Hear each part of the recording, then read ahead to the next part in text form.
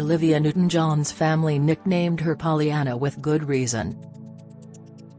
Relentlessly positive, her trademark sunny optimism was an approach to life Olivia carried with her right until the end.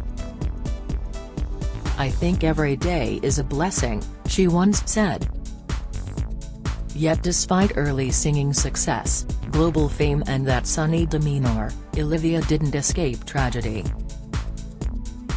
Here, after her death this week at the age of 73, we reveal how, with characteristic honesty, she describes her highs and lows, from her parents' divorce, to the joy of making Grease, finding and losing love, and living with long-term cancer. Childhood: the star grew up in Australia and made her home in California, but Olivia was actually born in Britain, in Cambridge. Her father Bryn was head of King's College at Cambridge and a former Bletchley Park codebreaker, while her mum Irene was the daughter of Nobel Prize-winning German physicist Max Born, who had escaped Nazi Germany in 1933. She was 5 when the family emigrated to Australia, although she always maintained a part British sense of humour. "I do like a double entendre," she once giggled. Her first heartbreak came age 10 when her parents divorced.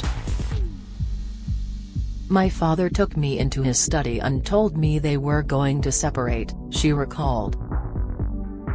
"He sat me on his knee and I told him I wanted to stay with him." She was told she would remain with her mother. "I was just sad," she said. "In some ways you always wonder if it was something to do with you." She also spoke of her regret at never meeting her famous grandfather, Max. "My mother was always saying I must visit him. I'd gone traveling in Europe when I was 16 or 17, but I was always too busy to do as she said. I regret that," she owned. Showbiz calls Olivia's passion for singing struck young, and went against the grain of her academic family. She joined bands as a teenager and fought with her mum. "She was concerned about education," she says. "She wanted me to have something to fall back on." The compromise was to visit a singing teacher to discover if she had talent, but Olivia wasn't impressed.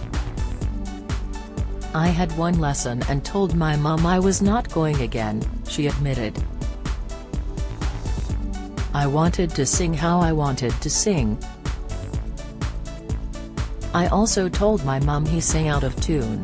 Winning a talent show in Australia aged 15 became Olivia's ticket to success. Literally, she won a ticket to the UK, where she secured a contract with Decca in 1966. But suddenly, she was struck with fear. "My mother dragged me literally by the ear. I didn't want to leave my boyfriend. At the beginning, I just wanted to leave. But I grew to love England," she said. Grease age 29, Olivia initially protested she was too young to play Sandy. And it seems no one was prepared for her character's sexy transformation. "The night before we filmed You're the One That I Want, John was filming Stranded at the drive-in and I had finished filming," she recalled. "I was trying on costumes, hair and makeup in the trailer and I don't think anyone knew it was me at first as all the heads turned and I thought, wow, what have I been doing wrong all this time?" She also admitted a spark between herself and John Travolta that they never acted on. "There was an attraction, but we would never date because we were both involved with other people and both of us have a loyalty streak that runs deep," she said. A rare irritability could be noted in her voice when anyone tried to judge the 1978 smash hit musical about high school by modern standards. "It's a story from the 50s where things were different," she said. Everyone forgets that, at the end, he changes for her, too. There's nothing deep in there about #MeToo. Finding love. Olivia admitted her parents' divorce probably made her more cautious about marrying. "I wanted it to be the right choice," she said. An early engagement to Bruce Welch, the Shadows guitarist, aged 19, ended after 6 years without marriage. "I wanted to be really sure it was right," she later said. She finally married Matt Latanzi, a dancer she met on the set of movie Xanadu. They were married for 10 years from 1985 and had one daughter, Chloe. After their divorce, Olivia dated Hollywood cameraman Patrick McDermott for 9 years, but the relationship was to end in the most tragic way when he disappeared after a fishing trip in 2005 off the Californian coast. It was decided he most likely drowned. Olivia wrote in her autobiography Don't Stop Believin', "As time went on and he remained missing, I had such an odd and hollow feeling in my gut. There were no answers. Only questions." She admitted she only met the true love of her life in middle age. Her second husband, John Easterling, founder of the Amazon herb company, which sells plant-based remedies, had never even heard of her hits when they met through a mutual friend. "I was 59 when I met the love of my life. There's no time limit on finding the one," she said, adding, "I really liked the fact that he didn't know me from my films or music." Their early romance was rather unconventional. "He said, 'I'd like to take you to Peru to meet the curandero healers,'" recalled Olivia. "It was a hell of a first date. It was she who proposed to him. We were sitting by this incredible waterfall," she described. "It was magical and I heard myself asking if I could be in his future. We haven't been apart from that moment." Cancer. Olivia's first diagnosis of breast cancer came in 1992. It returned in 2013 and again in 2017 when, in terrible pain from a fractured sacrum, scans uncovered a tumor. She had to learn to walk again. The star was always candid about her illness, and founded a hospital and wellness centre in Melbourne, Australia, where she herself was a patient. She admitted natural fear.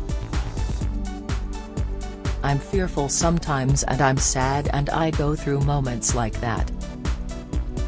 I'm human and you have to allow yourself to go through it," she said.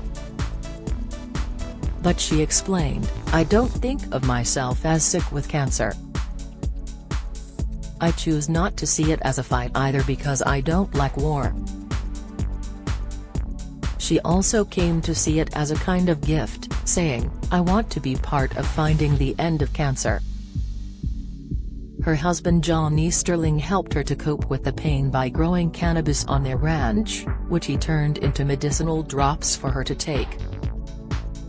"Drugs always open about her medicinal cannabis use for pain management," Olivia said. "I was nervous of it in the beginning.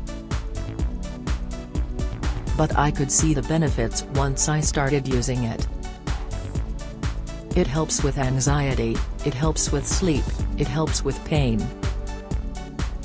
She added, "I'm very grateful for it and I really do think it should be available for everyone. No one dies from cannabis. You die from opioids." Her husband John assisted her, also introducing her to her first hallucinatory drug experience. With him by her side, she underwent an ayahuasca ceremony in the Peruvian rainforest. She only had a little but was profoundly sick. She later said the purge had cleared depression she was suffering. My entire body was at peace. When I stopped to think about it, it was abundantly clear that I had indeed purged much more than what was in my stomach, she described. Motherhood. Olivia endured numerous miscarriages before she conceived daughter Chloe. I remember when I was pregnant with Chloe, and I was close to losing her, she once recalled. I went to bed and asked God to save her, and if he did, I would say the Lord's Prayer every night for the rest of my life, and so I have. Her daughter went through her own turmoil, battling drugs and anorexia. Olivia once expressed fears she could have triggered problems by not being honest with her about her first cancer diagnosis, when Chloe was a child. She felt something was wrong, that Mummy was not well, and I think that might have led to her not trusting her own instincts in later life, she said. Do you have a story to sell? Get in touch with us at webcelebs@mirror.co.uk or call us direct 0207 29 33 033.